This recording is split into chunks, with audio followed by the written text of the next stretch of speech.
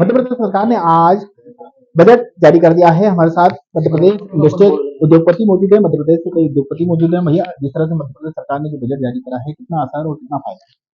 मध्य प्रदेश सरकार का बजट ये गांव, गरीब, ग्रामीण उनको समर्पित है और सबसे बड़ी मातृशक्ति को समर्पित है। सबसे पहला जो उन्होंने आवंटन किया है वो 19,000 करोड़ रुपए का लाडली बहना योजना के लिए किया है।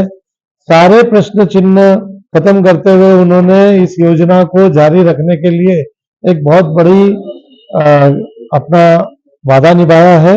20,000 करोड़ रुपए कम नहीं होते। ये 20,000 करोड़ रुपए बाजार में जब वापस घूम कर आएंगे तो सरकार को टैक्स के रूप में भी पैसे मिलेंगे, उद्योगों को अपने माल की बिक्री के रूप में भी मिलेंगे। उद्योग खुश है कि मध्य प्रदेश सरकार 3,65,000 करोड़ का बजट प्रस्तुत किया है। ये पूरा पैसा बाजार में घूम फिर कर जब आएगा तो उद्योगों के पहियों को तेज गति से रफ्तार मिलेगी। उद्योगों के रोजगार बढ़ाने के लिए भी बजट का प्रावधान किया है, जो 25 से 30% वृद्धि है। उद्योगों पर इतना फोकस करना सरकार के लिए हम association of industries Madhya Pradesh की तरफ से अभिनंदन भी करते हैं। उद्योगपति आशान्वित है, हर्ष उल्लास से भरपूर है कि अब एक और सवाल, मतलब और क्या मांगे थी आपकी? कई मांगी थी, कई जो अलग अलग सेक्टर थे उसमें राहत की उम्मीद थी आप लोगों को, कहाँ तक हुई वो उम्मीद? अधोसंरचना के कार्यों को लेकर हमें काफी उम्मीद थी कि पैसा इकट्ठा मिलेगा। पालदा औद्योगिक क्षेत्र के लिए हमने पैकेज की मांग की थी, लेकिन वो पैकेज हमें नहीं मिल पाया है।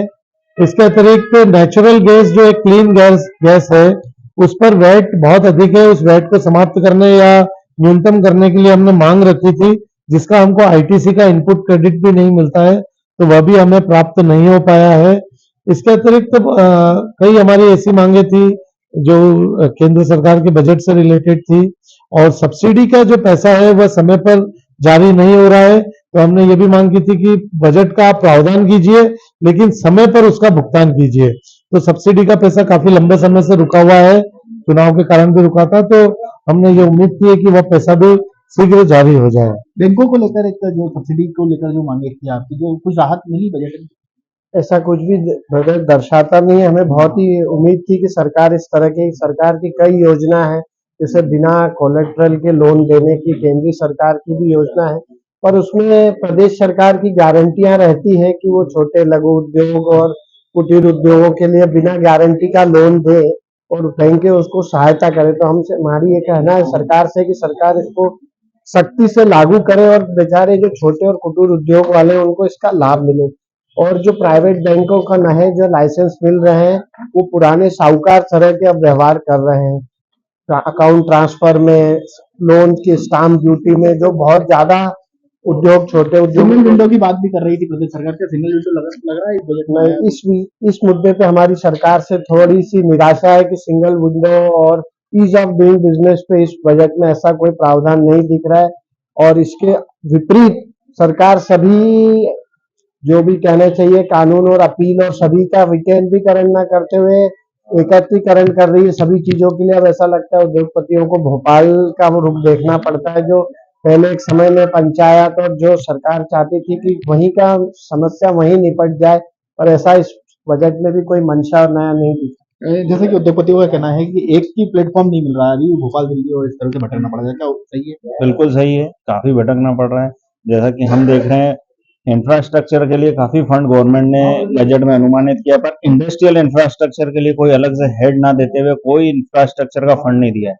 उद्योग लाखों करोड़ों रुपए बताए जा रहे हैं, स्ट्रक्चर बताया जा रहा है, क्या उम्मीद है कि ये सब धरातल पे आ जाएगा?